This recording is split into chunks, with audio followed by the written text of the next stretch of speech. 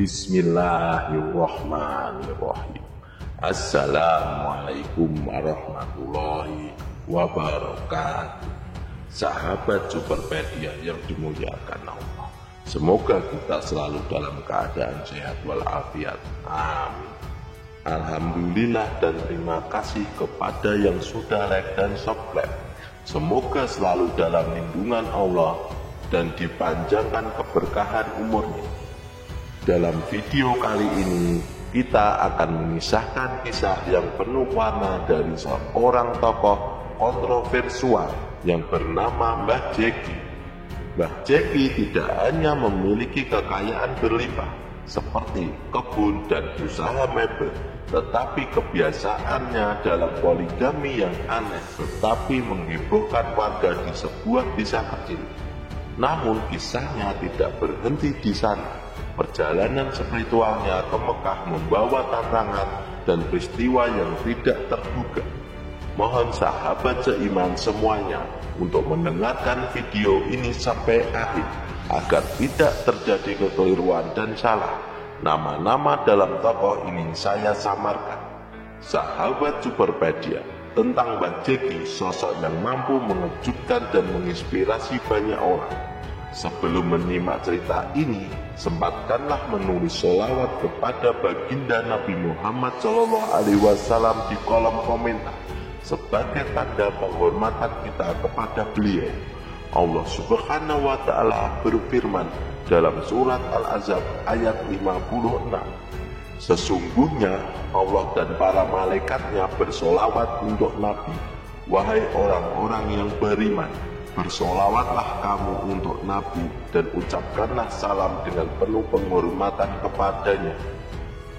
Di sebuah pelosok desa di Jawa Tengah hiduplah seorang lelaki tua bernama Mbah Jeki, seorang tokoh yang dikenal oleh seluruh warga desa.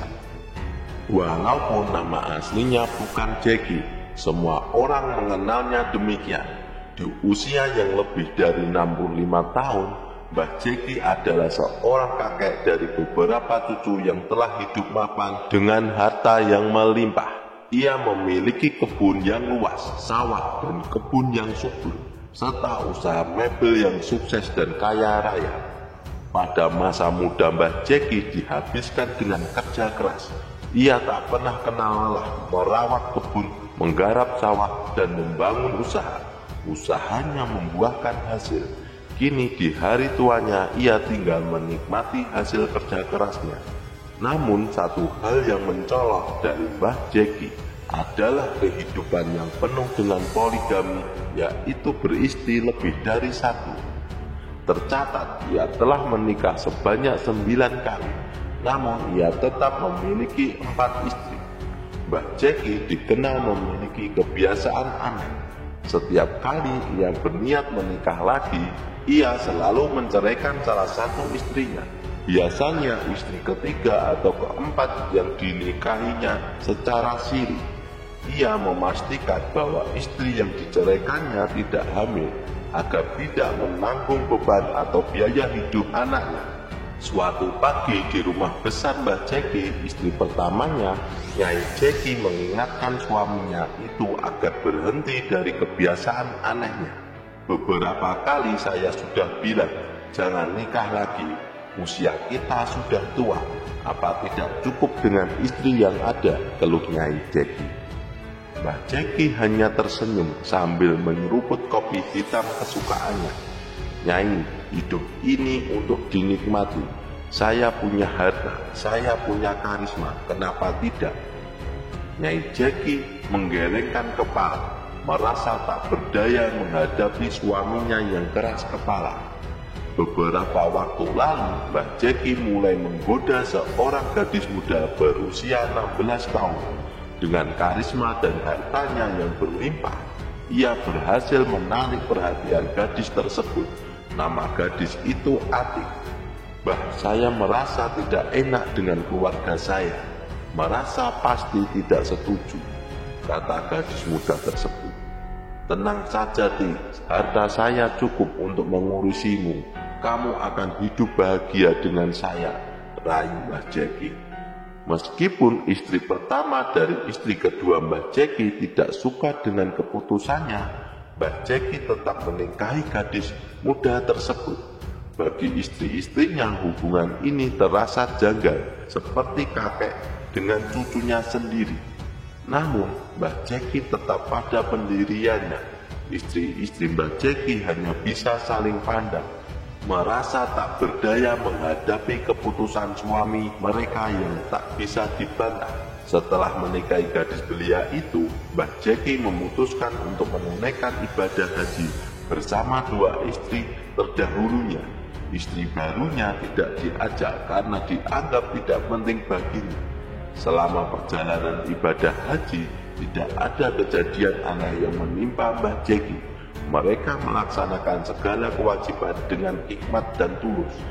Namun setelah selesai melaksanakan ibadah haji di Mekah dan hendak pulang ke Indonesia, barulah kejadian yang tak terduga terjadi. Saat semua rombongan ibadah haji bersiap untuk kembali ke tanah air, Mbah Jeki tiba-tiba menghilang. Usaha pencarian dilakukan dengan intensitas tinggi, namun Mbah Jeki tak kunjung ditemukan. Hari berganti dengan minggu, dan minggu berubah menjadi bulan, namun Mbah Jeki tetap tidak ditemukan. Hingga akhirnya diumumkan bahwa ia telah meninggal dunia dalam keadaan yang misterius di Tanah Suci. Berita tentang kematian Mbah Jeki menyebar luas di desanya dan menjadi perbincangan hangat di kalangan warga. Banyak spekulasi bermunculan mengenai penyebab kematian Mbah Jeki. Ada yang menyalahkan kebiasaannya yang telah menikah berulang kali, menganggap bahwa sikapnya telah memicu nafsu buruk. Sebagian lainnya mencurigai usia lanjutnya yang hampir mencapai 7 dekade. Namun apapun penyebabnya, kepergian Mbah Jeki meninggalkan tanda tanya besar bagi mereka yang mengenalnya. Di malam tahlilan yang ke-40 di rumah istri pertama Mbah Jeki, suasana hening dipenuhi dengan doa dan bacaan tahlil.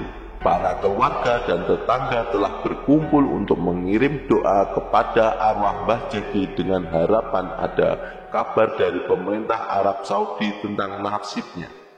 Namun tak ada kabar yang datang. Tak disangka pada malam tahlilan yang ke-40 itu, kejadian yang mengejutkan terjadi. Mbah Jeki tiba-tiba muncul sendirian di rumah istri pertamanya dengan kondisi yang sangat memprihatinkan. Tubuhnya kurus kering, pakaiannya kusut dan kotor, serta tercium bau yang tidak sedap.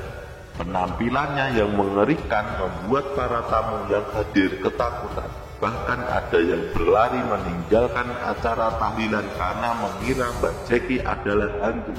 Beberapa jam kemudian, setelah kepanikan reda, barulah mereka sadar bahwa sosok yang muncul tadi adalah benar-benar Mbah Jeki dan ia masih hidup.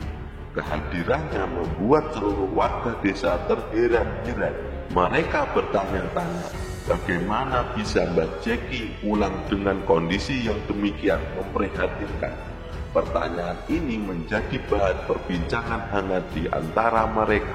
Apa yang terjadi di Tanah Suci sehingga Mbah Jeki kembali dengan tubuh yang kurus dan kondisi yang menyedihkan?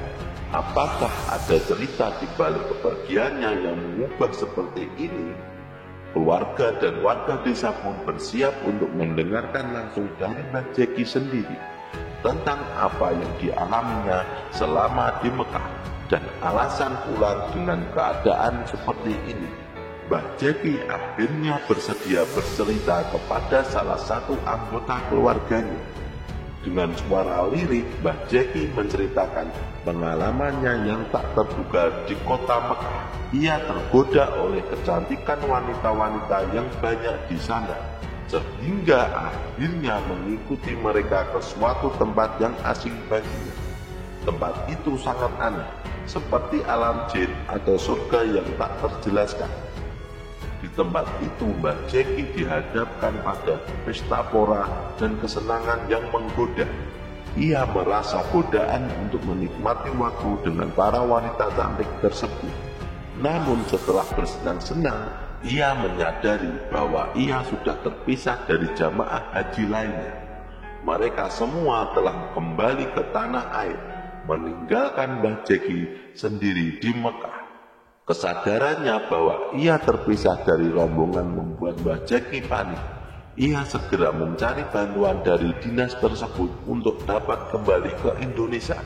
Dengan bantuan tersebut, akhirnya Mbah Jeki sampai kembali ke tanah air dengan selamat. Kisah kali ini kami rangkum dari sumber media, jadi kebenarannya belum pasti. Nama-nama tokoh ini saya samarkan dan saya edit sedikit biar lebih menarik ceritanya. Mohon maaf apabila ada keliruan yang terdapat dalam kisah ini, karena maksud dari video kali ini adalah agar kita dapat mengambil hikmah atau pelajaran penting dan senantiasa terjaga dari mara bahaya dan kekufuran. Semoga kisah ini bermanfaat. Yang benar datangnya dari Allah Subhanahu wa Ta'ala. Kekurangan dan kesalahan datangnya dari saya pribadi sebagai manusia biasa. Sampai jumpa di kisah selanjutnya. Saya akhiri. Wassalamualaikum warahmatullahi wabarakatuh.